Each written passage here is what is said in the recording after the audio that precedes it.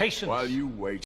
As I mentioned during the prologue, George Miller tied to Thor 5 is not exactly new. People have been talking about it for months, but this is a brand new rumor according to the editorial World of Real, which we have re-reported on briefly here at the channel a couple of times, but we don't really ever read on their accuracy. So for now, leave it in grain of salt territory. This is what they had to say. Last night, Old Singham Production Weekly had World War Hulk shooting in 2025. I decided to reach out to a few of my sources and confirm this bit of news, and what I got was quite a lot of information. Although plans are not quote-unquote official at the moment, the goal is indeed to shoot the film this year. Mark Ruffalo is set to come back in the titular role, and his character will have a very busy year, as this coming February's Captain America Brave New World will set up World War Hulk for him, and a few months later, Thunderbolts will be a connecting branch for the character's first solo MCU movie. It's pretty wild how Marvel boss Kevin Feige hasn't given us a Hulk movie in the MCU yet.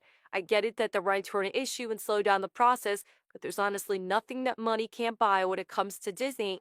They'll nab the rights if they haven't already. Quick side note, by all reports, they have gotten the rights back from Universal, and now this is a possibility. Yes, guys, I realize he's talking about World War Hulk and not Thor 5. Give the scoop a minute. I will also mention that, again, this is not new. We have been hearing about World War Hulks for a while, too, and alongside those reports that Marvel Studios obtained the rights in full for both Namor and Hulk back from Universal, opening up the idea that they could make another solo Hulk film, but this time, of course, it gets to be Mark Ruffalo instead of before, if you remember, it was Edward Norton.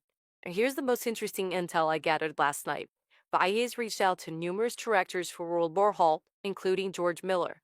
Additionally, Miller has shown interest in helming Thor 5, and it was actually his Furiosa star Chris Hemsworth who set up the meeting between Miller and Feige. Now listen, if this is true, A, it would be a huge score by Marvel Studios, and D, if he's actually interested, he's probably going to get one or both of these films. If you can go down a list of directors for Marvel Studios in Phase 4 and Phase 5, outside of some huge names like Chloe Zhao or known commodities in the superhero space like Sam Raimi, they used the opposite of well-knowns, basically complete unknowns. Now, some people argue that's because Marvel Studios wants into this movie by committee, and they know if they hire a deterministic, a hard-headed, a visionary of a director, that they might be met with sort of pushback for things that the directors want to do. Look, Chloe Zhao insisted on shooting on location for a lot of Eternals, which actually inflated the budget. She's from the school of our house. It was super important to her. And while I totally agree